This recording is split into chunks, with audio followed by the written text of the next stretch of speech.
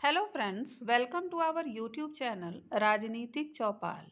Hope कि आप सब अच्छे होंगे और अपनी तैयारी बहुत ही ज़ोर शोर से कर रहे होंगे। दोस्तों, संविधान की कड़ी को आगे बढ़ाते हुए हम राष्ट्रपति पर आ चुके हैं। राष्ट्रपति से संबंधित सभी तथ्य आपको यहाँ मिल जाएंगे, साथ ही एक्सप्लेनेशन होने से पूरी तरह से यह टॉपिक आपको क्लियर हो जाएगा। चलिए दोस्तों, हम शुरू करते हैं आज का अपना ये टॉपिक। हमारा पहला प्रश्न है, भारत के राष्ट्रपति के निर्वाचन के संबंध में निम्नलिखित कथनों पर विचार कीजिए। Consider the following statements regarding the election of the president of India. पहला, प्रत्येक एमएलए के वोट का मूल्य अलग अलग राज्य में अलग अलग होता है। दूसरा, लोकसभा के सदस्यों के वोट का मूल्य राज्यसभा के सदस्यों के वोट के मूल्य से अधिक होता है। हमारे ऑप्शन है केवल एक, केवल दो, एक और दो दोनों, या उपर्युक्त में से कोई नहीं। तो दोस्तों, इसका जो सही जवाब है वो है ऑप्शन ए, केवल एक। दोस्तों, जब राष्ट्रपति का जो निर्वाचन होता है उसमें विधानसभा के जो सदस्य होते हैं वो अलग अलग राज्यों के जो एमएलए होते हैं उनके मत का मूल्य उनकी जनसंख्या के हिसाब से अलग अलग हो जाता है। लेकिन जो सांसद हैं, चाहे वो लोकसभा के सदस्य हों या राज्यसभा के सदस्य हों, उनके मत का मूल्य एक ही रहता है, जो आज की डेट में 700 है। एक सांसद के मत का मूल्य 700 है। हमारा अगला प्रश्न, भारत का राष्ट्रपति अनुच्छेद 356 के अधीन अपनी शक्तियों का किसी विशेष राज्य के लिए प्रयोग करता है तो if the president of India exercises his powers reverse under article 356 for a particular state, then उस राज्य की विधानसभा स्वतः भंग हो जाती है, उस राज्य के विधानमंडल की शक्तियां संसद के अधीन होंगी, उसे राज्य में अनुच्छेद 19 निलंबित हो जाएगा, राष्ट्रपति उस राज्य से संबंधित विधियां बना सकता है। तो इसका जो एक्यूरेट जवाब है वो है ऑप्शन बी, उस राज्य के विधानमंडल की शक्तियां संसद के अधीन होंगी। हमारा अगला प्रश्न, किसी राज्य में राष्ट्रपति शासन की उद्घोषणा से निम्नलिखित में से कौन सा परिणाम होना आवश्यक नहीं है? Which of the following result is not necessary from the proclamation of presidents rule in a state? पहला, राज्य विधानसभा का विघटन। दूसरा, राज्य के मंत्रिपरिषद का हटाया जाना। तीसरा, स्थानीय निकायों का विघटन। ऑप्शन ए केवल एक और दो, बी केवल एक और तीन, सी दो और तीन, डी एक, दो और तीन।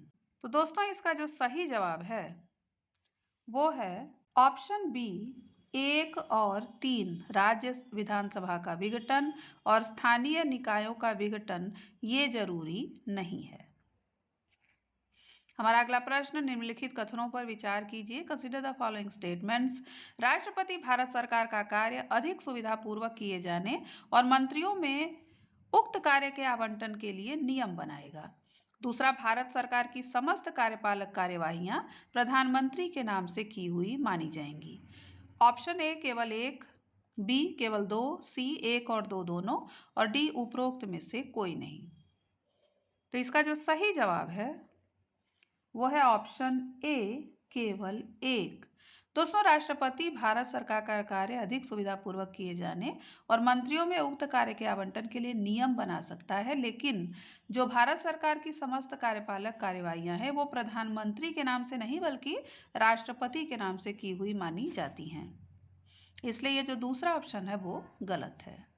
हमारा अगला प्रश्न, भारत का राष्ट्रपति किसका एक अभिन्न भाग है? The president of India is an integral part of संसद, लोकसभा, राज्यसभा, मंत्रिपरिषद। तो इसका सही जवाब है संसद। राष्ट्रपति संसद का एक भाग माना जाता है। हमारा अगला प्रश्न, भारत के रक्षा बलों का सर्वोच्च कमांडर कौन होता है? Who is the supreme commander of India's defence forces? प्रधानमंत्री, राष्ट्रपति, रक्षा मंत्री या रक्षा प्रमुख? तो इसका सही जवाब है ऑप्शन बी, राष्ट्रपति। अगला प्रश्न, निम्नलिखित में से कौन किसी भी सदन का सदस्य नहीं होता? Who among the following is not a member of any house? प्रधानमंत्री, राष्ट्रपति, वित्त मंत्री या रक्षा मंत्री? तो दोस्तों, इसमें जो प्रधानमंत्री, वित्त मंत्री या रक्षा मंत्री हैं उन्हें किसी न किसी सदन का सदस्य होना अत्यंत आवश्यक होता है, लेकिन राष्ट्रपति को किसी सदन का सदस्य होना आवश्यक नहीं है। किस अनुच्छेद के तहत राष्ट्रपति को वीटो शक्ति प्राप्त है? Under which article the president has veto power? इसका सही जवाब है ऑप्शन सी, अनुच्छेद 111। दोस्तों, वीटो पावर के बारे में थोड़ा जान लें। वीटो का मतलब ही होता है निर्णय स्थगित करना या रद्द करना। राष्ट्रपति के पास 3 प्रकार की वीटो शक्ति होती है। एक होती है पूर्ण वीटो शक्ति, एक होती है निलंबन शक्ति और एक होती है पॉकेट वीटो। लेकिन दोस्तों जो 368 अनुच्छेद है संविधान का, जो संविधान संशोधन से संबंधित है, तो इस मामले में राष्ट्रपति कभी भी पूर्ण वीटो का प्रयोग नहीं कर सकता है।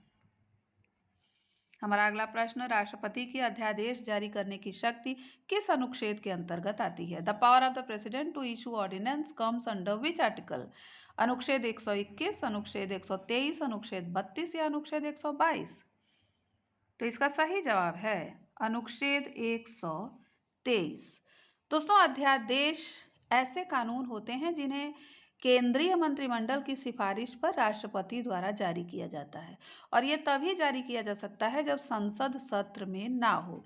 और ये जो अध्यादेश होता है राष्ट्रपति द्वारा जो जारी किया जाता है, वो 6 महीने तक ही मान्य होता है, और अगर संसद सत्र में आ जाती है तो उसके 6 सप्ताह के अंदर ही उन्हें पारित करना होता है। अगला प्रश्न, राष्ट्रपति द्वारा घोषित किया जाने वाला राष्ट्रीय आपातकाल किस अनुच्छेद से संबंधित है? National emergency declared by the president is related to which article?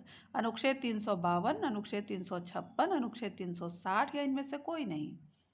तो इसका सही जवाब है अनुच्छेद 352। राष्ट्रीय आपातकाल जो होता है वो युद्ध, बाह्य आक्रमण या सशस्त्र विद्रोह की स्थिति में ही राष्ट्रपति द्वारा घोषित किया जाता है, और ये हो सकता है कि संपूर्ण देश में लगा दिया जाए, या ये भी हो सकता है कि देश के किसी एक भाग या एक से अधिक भाग में लगा दिया जाए। अगला प्रश्न, राष्ट्रपति के निर्वाचन में कौन भाग नहीं लेता है? Who does not participate in the election of the president? राज्य विधानसभा के निर्वाचित सदस्य, दिल्ली और पुडुचेरी विधानसभाओं के निर्वाचित सदस्य, लोकसभा और राज्यसभा के निर्वाचित सदस्य, राज्य विधान परिषद के निर्वाचित सदस्य। तो इसका सही जवाब है ऑप्शन डी, राज्य विधान परिषद के जो निर्वाचित सदस्य होते हैं वो राष्ट्रपति के निर्वाचन में भाग नहीं लेते। अगला प्रश्न, निम्नलिखित में से किसे राष्ट्रपति नियुक्त नहीं करता है? Which of the following president does not appoint? UPSC का अध्यक्ष, भारत का महान्यायवादी, भारत का मुख्य चुनाव आयुक्त, इनमें से कोई नहीं। तो दोस्तों इसका जवाब होगा इनमें से कोई नहीं, क्योंकि वो तीनों को ही नियुक्त करता है। हमारा अगला प्रश्न, राष्ट्रपति को शपथ कौन दिलाता है? Who administers the oath to the president? Bharat के मुख्य न्यायाधीश, भारत के वरिष्ठतम न्यायाधीश, उपराष्ट्रपति, ए और बी दोनों? तो इसका सही जवाब होगा ए और बी दोनों, क्योंकि भारत का मुख्य न्यायाधीश शपथ दिलाता है, लेकिन अगर वो मौजूद नहीं है तो भारत का वरिष्ठतम न्यायाधीश भी राष्ट्रपति को शपथ दिला सकता है। अगला प्रश्न, एकल हस्तांतरणीय मत पद्धति में हर मतदाता व्यक्त कर सकता है? In the single transferable voting method every voter can express? केवल 2 विकल्प, केवल 1 विकल्प, भरे जाने वाले पदों में एक कम विकल्प, उतने विकल्प जितने चुनाव में प्रत्याशी हैं? तो इसका सही जवाब है उतने विकल्प जितने चुनाव में प्रत्याशी हैं। दोस्तों, एकल हस्तांतरणीय मत पद्धति जो होती है वो आनुपातिक प्रतिनिधित्व की पद्धति के अंतर्गत आती है, और इस आनुपातिक प्रतिनिधित्व की पद्धति को हेयर प्रणाली भी कहते हैं, क्योंकि इसे मिस्टर हेयर ने इजाद किया था, और ये जो है ये अनेक सदस्यों वाले निर्वाचन क्षेत्रों में लागू किया जाता है। अगला प्रश्न, भारत के राष्ट्रपति का चुनाव और उसका तरीका किसके द्वारा संशोधित किया जा सकता है? By whom can the election of the president of India and it's method be amended? संसद के साधारण बहुमत द्वारा, संसद के विशेष बहुमत द्वारा, संसद के विशेष बहुमत तथा राज्यों की सहमति से, या इनमें से कोई नहीं? तो इसका सही जवाब होगा संसद के विशेष बहुमत तथा राज्यों की सहमति से। अगला प्रश्न, राष्ट्रपति के महाभियोग प्रक्रिया के समय लोकसभा तथा राज्यसभा में कितना बहुमत होना चाहिए? What should be the majority in the Lok Sabha and Rajya Sabha during the impeachment process of the president? 1/2, 2/3, 3/2 या 3/1? तो इसका सही जवाब है 2/3, 2/3। अगला प्रश्न, महाभियोग प्रक्रिया के लिए राष्ट्रपति को कितने दिन की नोटिस दी जाती है? How many days notice is given to the president for the impeachment process? 10 दिन की, 14 दिन की, 12 दिन की या 8 दिन की? तो इसका सही जवाब है 14 दिन की। अगला प्रश्न, राष्ट्रपति से संबंधित अनुच्छेद 58 में क्या प्रावधान है? What is the provision in article 58 related to the president? राष्ट्रपति के निर्वाचन का तरीका, राष्ट्रपति की शपथ, राष्ट्रपति पद की योग्यताएं या राष्ट्रपति पर महाभियोग। तो इसका सही जवाब है राष्ट्रपति पद की योग्यताएं। दोस्तों, जो हमने पीछे महाभियोग की बात की, तो जो महाभियोग होता है ये राष्ट्रपति पर केवल और केवल संविधान के उल्लंघन के आधार पर लगाया जा सकता है। और ये जो महाभियोग है वो किसी भी सदन में लाया जा सकता है। लोकसभा में अगर लाया जा रहा है तो कम से कम 100 सदस्यों का हस्ताक्षर होने चाहिए, और राज्यसभा में लाया जा रहा है तो कम से कम 50 सांसद इस पर हस्ताक्षर करने चाहिए। और महाभियोग प्रक्रिया के लिए राष्ट्रपति को 14 दिन पहले नोटिस दी जाती है। हमारा अगला प्रश्न, राष्ट्रपति द्वारा राज्यपाल की नियुक्ति किसकी सलाह पर की जाती है? On whose advice is the governor appointed by the president?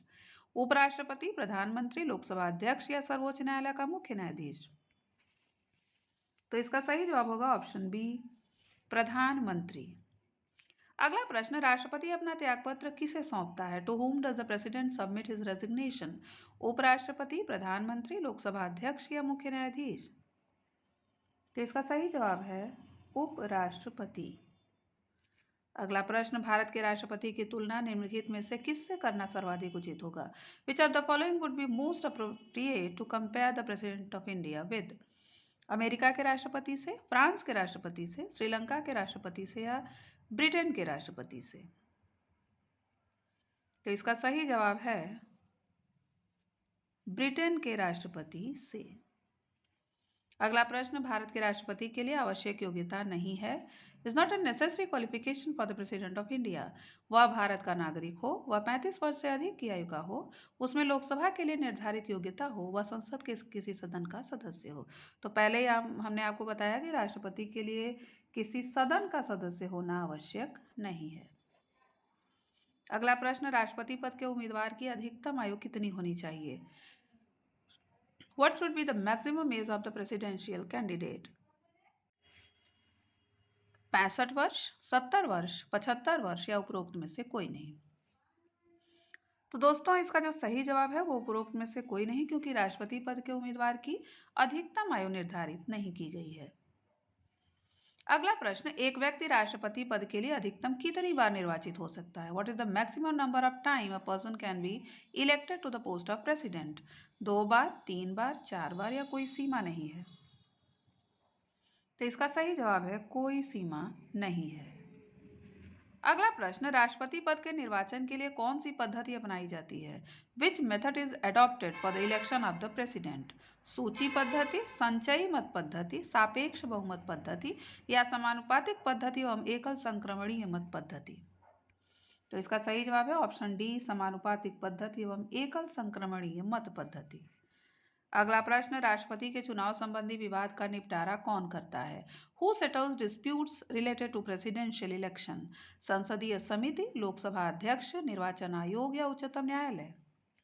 तो इसका सही जवाब है ऑप्शन डी, उच्चतम न्यायालय। अगला प्रश्न, राष्ट्रपति के चुनाव के लिए प्रस्तावक एवं अनुमोदकों की कितनी संख्या होनी चाहिए? What should be the number of proposers and seconders for the election of the president? 10-10, 20-20, 50-50 या 100-100?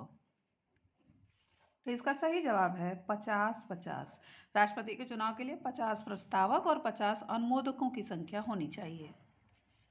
अगला प्रश्न, राष्ट्रपति से संबंधित अनुच्छेद 58 किससे संबंधित है? What is article 58 related to the president?